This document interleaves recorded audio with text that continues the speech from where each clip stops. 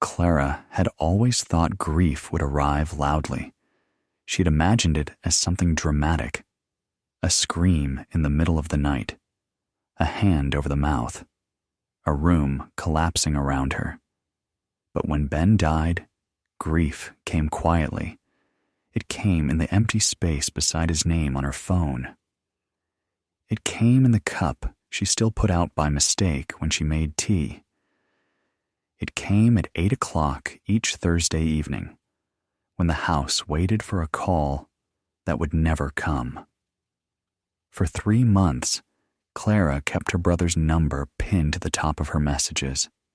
She knew it was pointless. She knew there would never be another text from him. Never another ridiculous photo. Never another message saying, "Are you alive or just ignoring me, sis?" Still, she could not move it.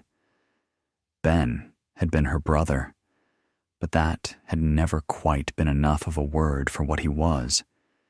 He had been the one who remembered things, the one who checked the locks when she forgot, the one who turned up with shopping when she said she was fine, the one who knew when "I'm fine" meant "I haven't eaten today." He had been 3 years older, which in childhood had made him impossibly grown up, and in adulthood had made him quietly unbearable. "You do realize," he had once told her, "that being your older brother is a full-time, unpaid position?" Clara had thrown a cushion at him. He had caught it, of course.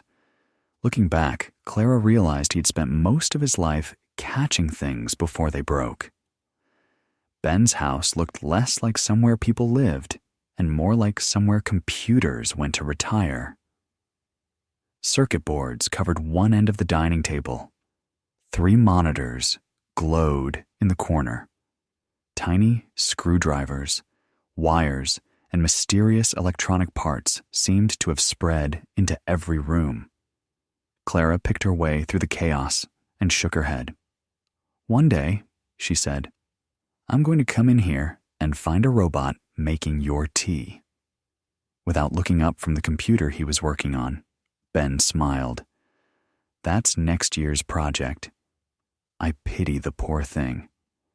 It'll make an excellent cup of tea. It'll spend 5 minutes trying to update itself first. Only because you'll have forgotten the Wi-Fi password again. I always forget the Wi-Fi password. I know." He finally looked up and grinned. "It's why I haven't built the robot yet." Clara laughed and moved a stack of cables from the chair before sitting down. "What are you actually working on?" Ben glanced back at the screen. "Something boring." "Everything you work on is boring." "Then why ask?" "Because I like watching you try to explain it without using words that make me sleepy." He smiled. "It's just a program." "Just a program?" "For now." Clara narrowed her eyes. "That sounds ominous." "It isn't." "Good." Ben's smile softened. "It's meant to help people, that's all." "People who forget their Wi-Fi passwords?" "Especially them." She threw a cable tie at him. He caught it. Of course he did. Over the next few months, Clara noticed little things. Ben canceled lunch twice. He blamed work. He arrived late more often than he used to. He blamed traffic. Once, halfway through carrying shopping into her kitchen, he stopped for a moment and quietly caught his breath. "You all right?" He smiled. "Just getting old." "You're 38. I know. So stop saying that." "I can't." "Why not?" "Because one day it'll be true." She laughed. He laughed too, but only for a second before the smile faded. A week later, Ben asked if she could call round after work. He sounded perfectly normal. That worried her more than if he had sounded upset. She found him sitting in the garden with 2 mugs of tea. "You've been outside voluntarily?" she said. It seemed like the sort of thing healthy people do. She stopped smiling. What happened? He looked down at his mug for a long moment. The tests came back. She sat opposite him without speaking. It's my heart. She felt every muscle in her body tighten. I've lived with it since I was born. I know. The problem is, he searched for the right words. It isn't behaving itself anymore. The garden seemed suddenly quieter. So what happens now? The consultant thinks surgery gives me the best chance. The best chance? He nodded. They're optimistic. She hated that word. Optimistic meant there was another possibility. Neither of them said it aloud. After that, everything changed, and nothing changed. Ben still came round. He still brought shopping she had not asked for. He still complained about the way she made tea. But sometimes, while Clara was talking, she would look up and find him watching her with an expression she did not recognize. Not sadness, not exactly. More like he was trying to remember something before it was gone. A fortnight later, Ben rang her just after lunch. You busy tonight? I can be. Fancy fish and chips? She laughed. Is this your way of pretending we're eating healthy? Absolutely. They walked along the seafront afterwards, carrying paper cups of coffee they had both agreed were terrible. For a while, they talked about nothing important. Work, the weather, a neighbor who seemed to mow his lawn every other day. Eventually, Ben stopped walking. I've got a date. She looked at him. That's a surprise. With a surgeon. The smile disappeared from her face. When? Tuesday week. She looked out towards the sea. So, this is really happening? He nodded. They think they can fix it. They think? They're hopeful. She hated that word too. Hopeful meant nobody could make promises. For a long moment, neither of them spoke. Finally, Ben broke the silence. If... She shook her head. No. No. He looked at her for a second, then smiled sadly. Fair enough. They carried on walking. This time, neither of them mentioned the operation again. The night before, Ben went into hospital. They cooked together at Clara's house. Ben brought the ingredients because, as he put it, he did not trust a fridge that contained 2 yogurts, half an onion, and something in a jar Clara could no longer identify. You make it sound like a crime scene, she said. I'm saying nothing until forensics come back. She laughed and took the pasta from him. For a while, it almost felt like any other Thursday. Clara stirred the sauce. Ben grated the cheese and ate nearly as much as he put in the bowl.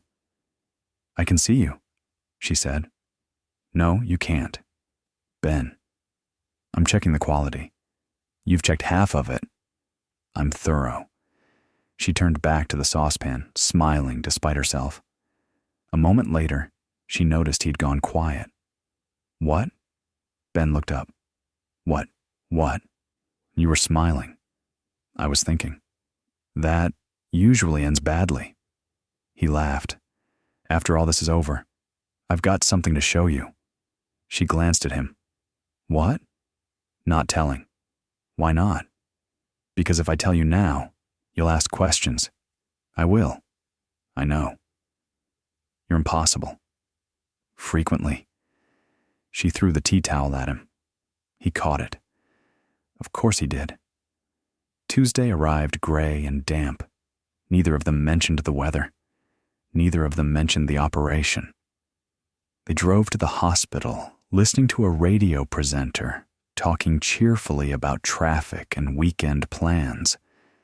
Neither of them heard a word of it. The waiting room was brighter than it needed to be. People smiled politely at one another without speaking. Ben leafed through an old magazine. Clara pretended to read one herself.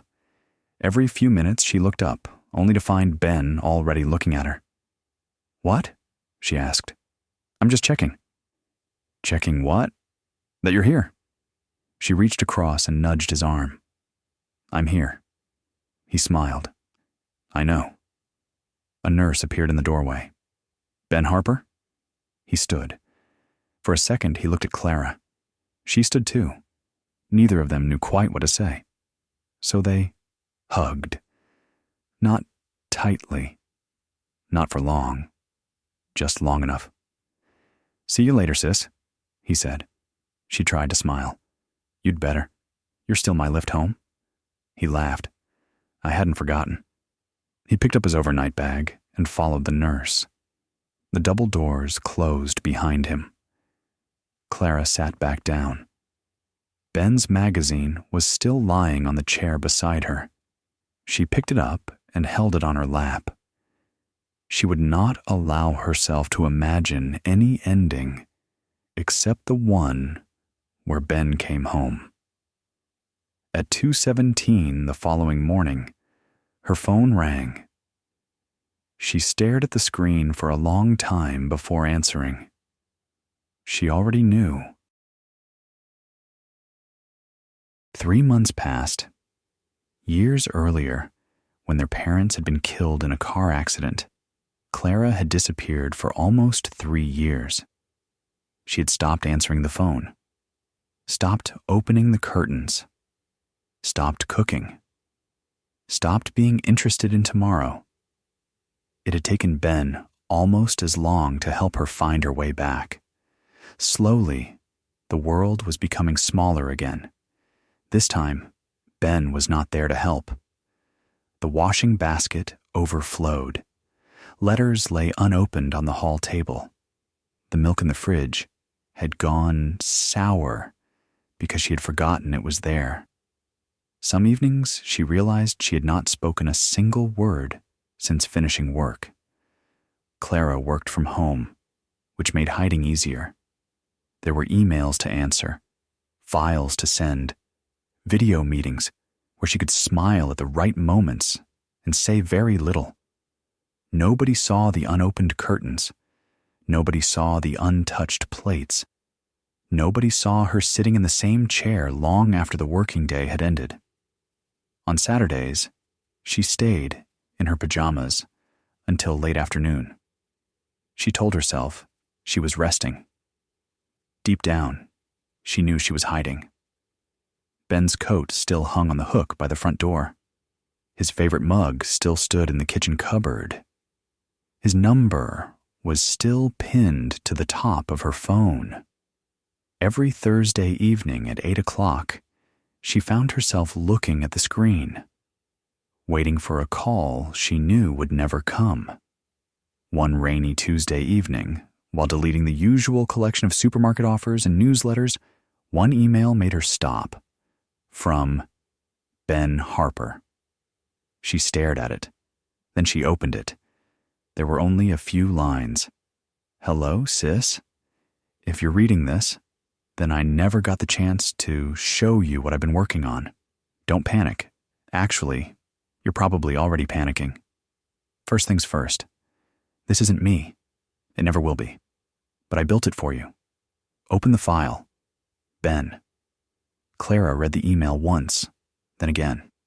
By the third time, the words had begun to blur. At the bottom of the message was a single attachment, the final program. She stared at it for a long time. Then she whispered, "What have you done, Ben?"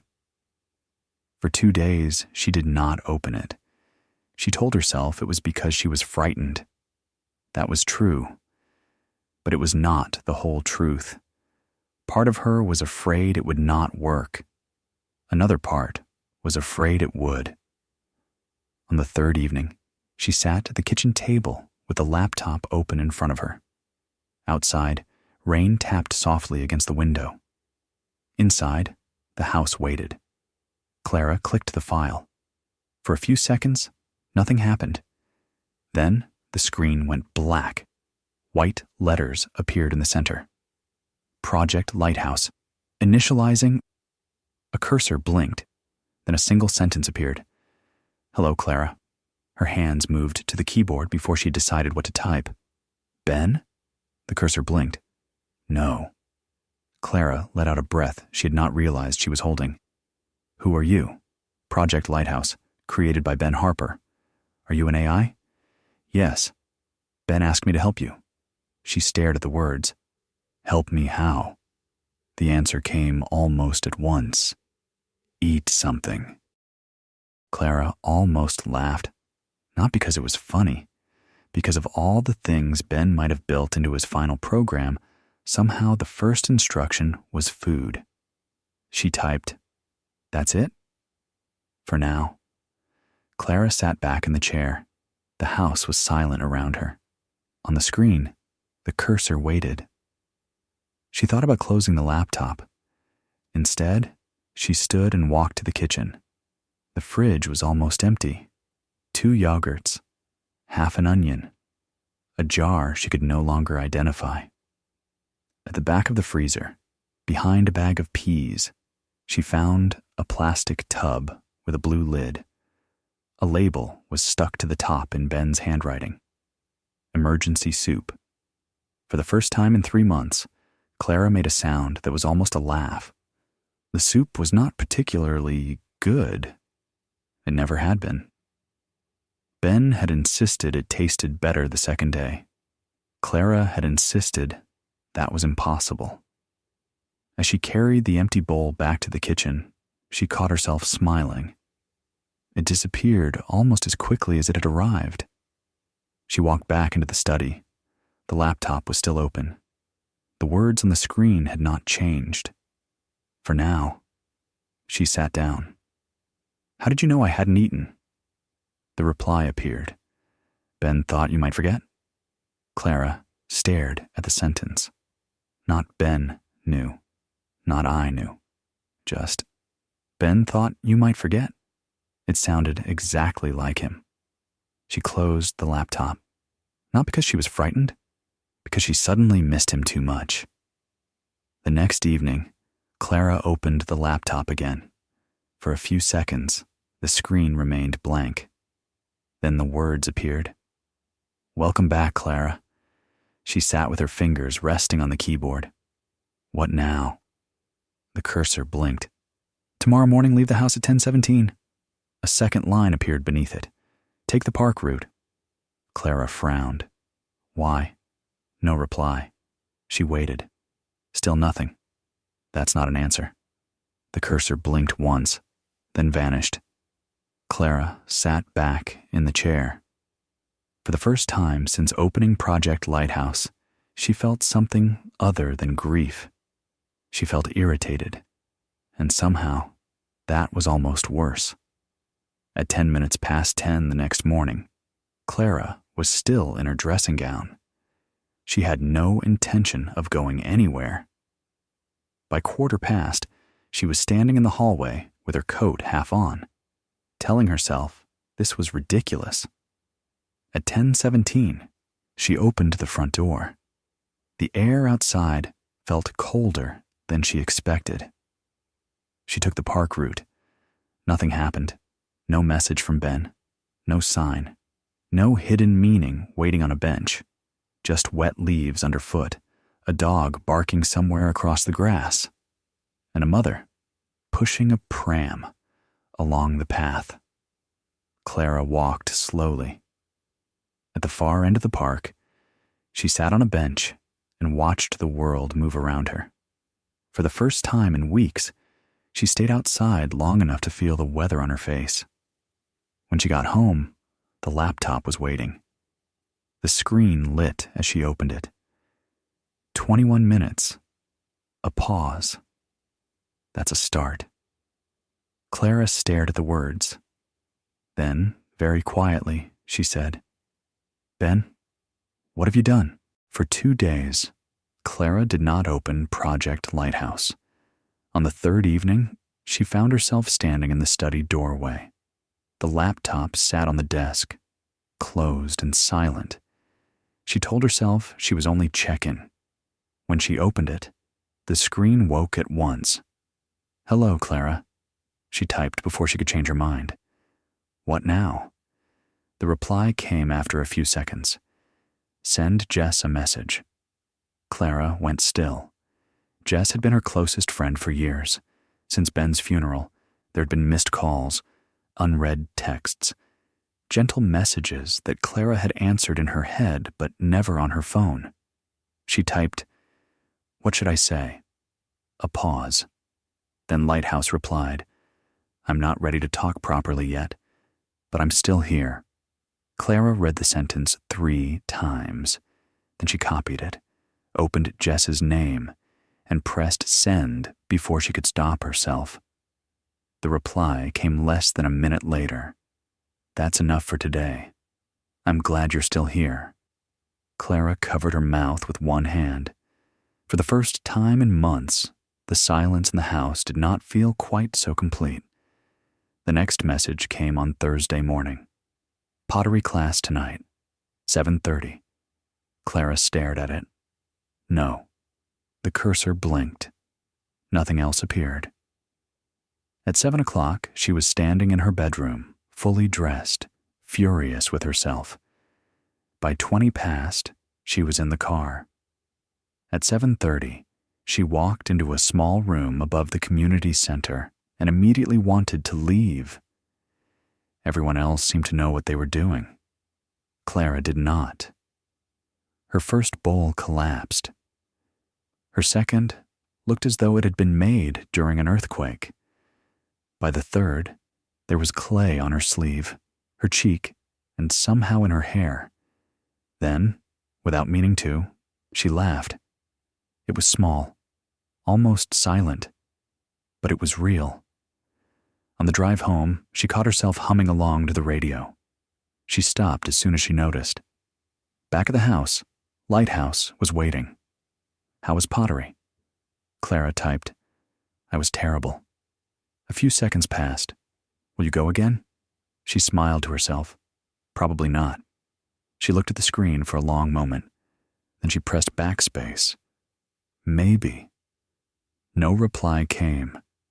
None was needed. A week passed. Clara went to work. She answered 2 messages from Jess. She went to Pottery again, though she told herself it was only because she had already paid. On Friday evening, Project Lighthouse gave her a new instruction. Sort 1 drawer. Clara stared at the words. She knew which drawer. Ben's drawer in the spare room. The one where she had put the things from his hospital bag because she had not known what else to do with them. Her fingers hovered over the keyboard. Then she typed, "No." No reply came. Not that night. Not the next. Lighthouse simply waited. After that, Clara stopped thinking of Lighthouse as a list. It did not count her progress. It did not congratulate her. It did not scold her when she failed. Some evening she opened it and typed only one sentence. "I can't today." And Lighthouse always answered the same way. Then today is not the day. At first, that annoyed her. Then it comforted her, because Ben had been like that too. He had never dragged her back into the world after their parents died. He had simply waited near the edge of it, holding out one hand until she was ready to take it. One night, after staring at the spare room door for almost 10 minutes, Clara opened the laptop. "I haven't sorted the drawer." The reply came after a few seconds. "I know." She frowned. "How?" "Because you told me you weren't ready." Clara looked at the screen. There was no accusation in the words, no disappointment, just patience. She typed, "What if I'm never ready?" The cursor blinked. "Then I will wait." A few weeks passed. The evenings no longer felt quite so long. Jess came round for coffee one Saturday afternoon. The pottery bowl still looked terrible. The orchid was flowering again. Without thinking about it, Clara found herself smiling more often. One evening, she opened Project Lighthouse. What's next? The reply appeared. Tomorrow, help someone. She frowned. Who? Anyone. That's not very specific, she muttered. There was no reply. The following morning, she almost forgot about it. Then, in the supermarket car park, she saw an elderly man struggling to lift a box of groceries into the boot of his car. Normally, she might have smiled politely and carried on. Instead, she stopped. Would you like a hand? He smiled. I'd be grateful. It took less than 30 seconds. Thank you, he said. It doesn't seem much these days, does it? People helping each other. Clara smiled. My brother used to say something similar. The words escaped before she realized she had said them. She stood for a moment after the man had driven away. Then she went home. That evening, she opened the laptop. I helped someone today. The reply came. Ben would have been pleased. Over the next few weeks, Lighthouse became part of Clara's evenings. Not every evening. Some nights she left the laptop closed. Some nights she opened it only to type. Not today. And Lighthouse always accepted that. It asked small things. Water the plants. Buy proper food. Reply to Jess. Go back to pottery. Walk when the weather was kind. Open the curtains before starting work. None of it felt life-changing at the time. But slowly, almost without noticing, Clara began to return to the world. The washing basket emptied. Letters were opened. The fridge contained things that could become meals. Jess came round on Saturdays. The orchid on the kitchen windowsill bloomed again. And one evening, while Clara was washing a mug at the sink, she realized she had gone almost an entire day without crying. The thought made her cry. But only for a little while. It was a Sunday afternoon when Clara finally opened Project Lighthouse and typed the words herself. I think I'm ready for the drawer. The reply did not come at once. When it did, it was only one line. Take your time. The spare room was full of late afternoon light. Clara sat on the floor beside the chest of drawers and rested her hand on the handle. For a moment, she almost changed her mind. Then she opened it. Inside were the clothes from Ben's hospital bag, a folded jumper, a pair of socks, his wash bag, the book he had taken with him and never finished. Clara picked up the jumper first. She held it against her chest. And this time, when the grief came, she did not close the drawer and run from it. She stayed. She sorted slowly, not in to keep and throw away. That felt too cruel. Instead, she made 3 piles. Things to keep, things to give away, things she was not ready to decide about. The 3rd pile was the largest. That was all right. At the bottom of the drawer, beneath the book, she found a small notebook. Ben's handwriting covered the first page. Project Lighthouse. Clara. She opened it with shaking hands. Most of the pages were filled with notes Clara did not understand. Lines of code, arrows, dates, lists. Then, halfway through the notebook, she found something written in plain English. If Clara stops answering messages, start small. Beneath it, Ben had written, food, curtains, plants, fresh air, Jess. Clara sat very still. She turned the page. Do not rush the spare room. Another line beneath it. She'll say no. Let her. Clara pressed one hand to her mouth. She turned another page. At the top, Ben had written, things not to forget. Underneath was a list. She'll say she's fine. She won't be. She'll stop eating properly. Start with that. She'll avoid people. Jess first. She trusts Jess. She'll say no to the spare room. Let her. The next line was written more heavily, as though Ben had pressed harder with the pen. Don't let her disappear again. For a long time, Clara could not move. He had not been preparing for his own death. Not really. He had been preparing for her grief. Clara read the page again, then again. The words did not change. Don't let her disappear again. She understood then what Project Lighthouse really was. Not a machine trying to be Ben. Not a voice from beyond the grave. Not a trick. It was Ben doing what Ben had always done. Looking ahead. Thinking of the things she would forget. Leaving lights on in places he feared might become dark. She closed the notebook and held it against her chest. For the first time since his death, she did not ask why he had left her. She only wondered how he had found the strength to think of her while he had been so afraid himself. When she returned to the laptop, her hands were still shaking. I found your notebook. The cursor blinked. Yes. She stared at the answer. You knew I would? No. Then why put it there? A pause. Ben asked me to wait until you were ready for the drawer. Clara looked towards the spare room, then back at the screen. How did you know I was ready? You told me. She sat back. Of course. No magic, no miracle, just patience, the kind Ben had always had with her. She typed, I miss him. The reply came after a few seconds. I know. Clara wiped her face. This time, she did not close the laptop. She sat with the ache until it softened enough to breathe around. Then she typed, What now? There was a long pause. Then Lighthouse replied, There is one place you still haven't been.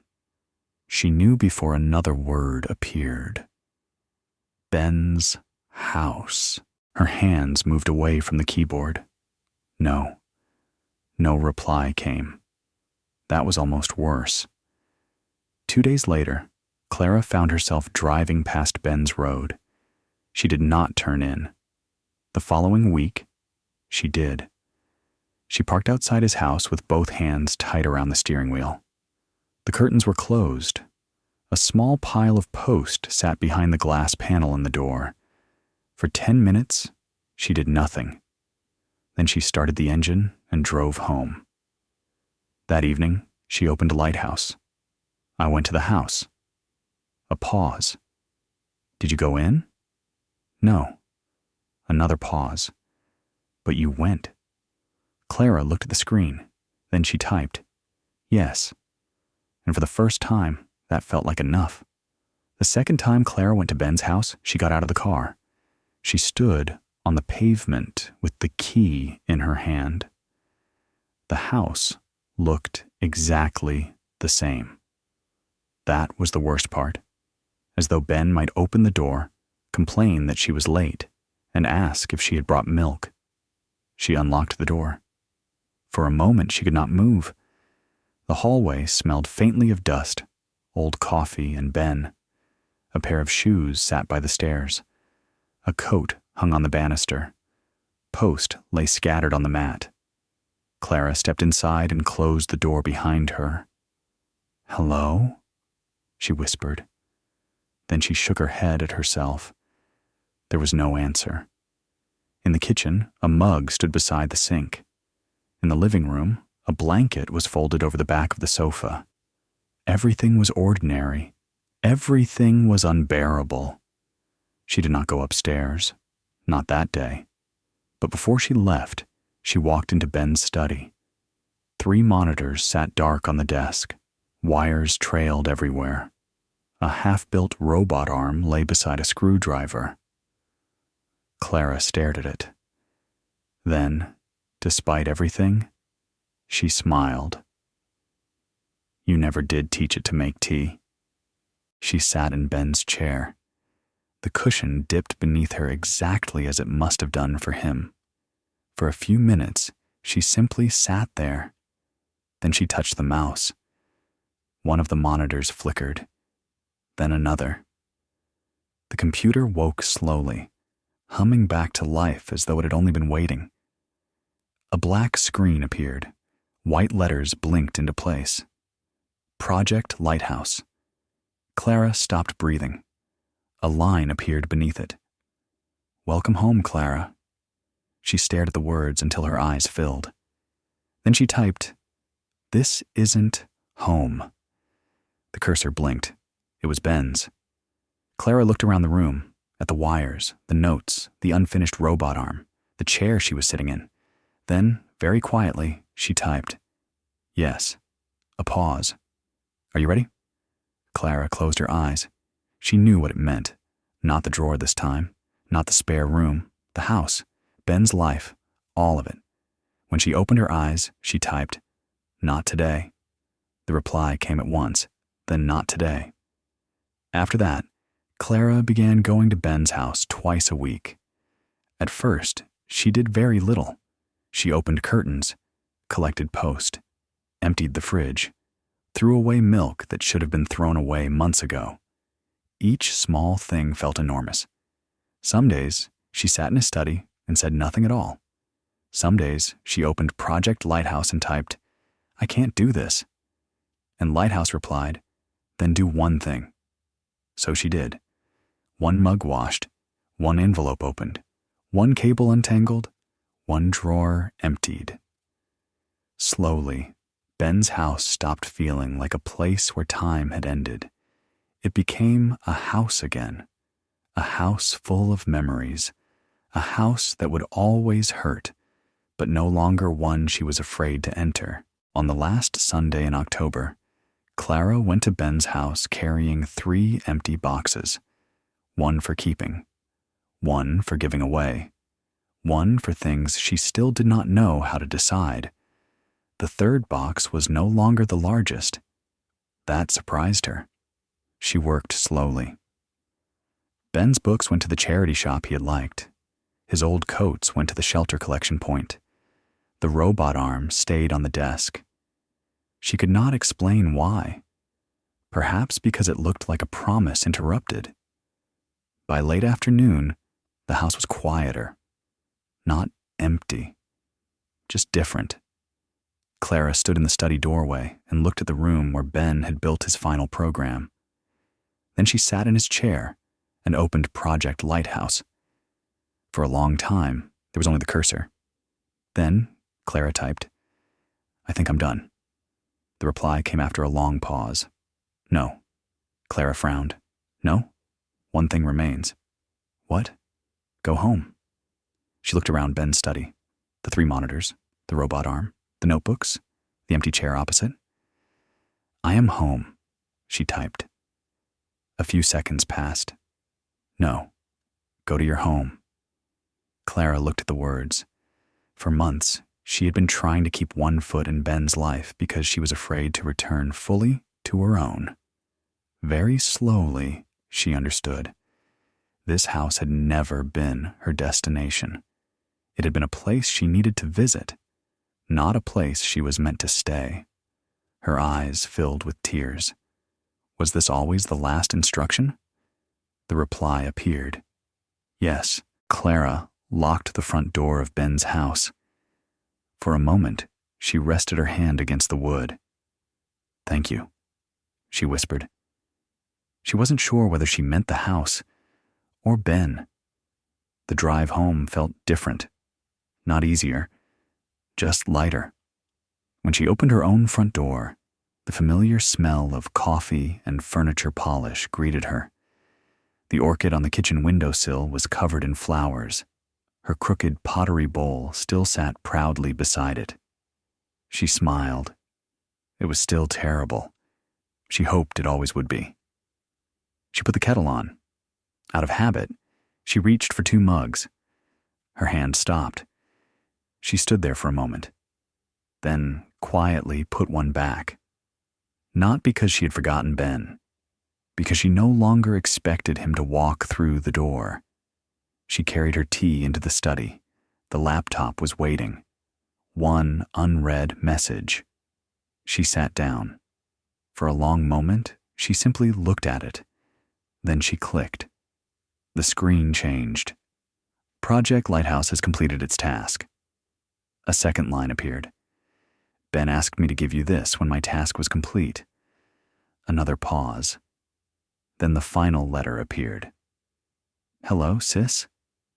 If you're reading this, then Lighthouse has done its job, or you've somehow managed to break into my final message, in which case I'm genuinely impressed.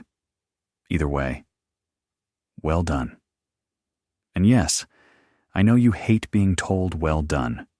You'll survive. There's something I never said before the operation, because you wouldn't let me. I wasn't frightened of dying. Not really. I was frightened of leaving you on your own.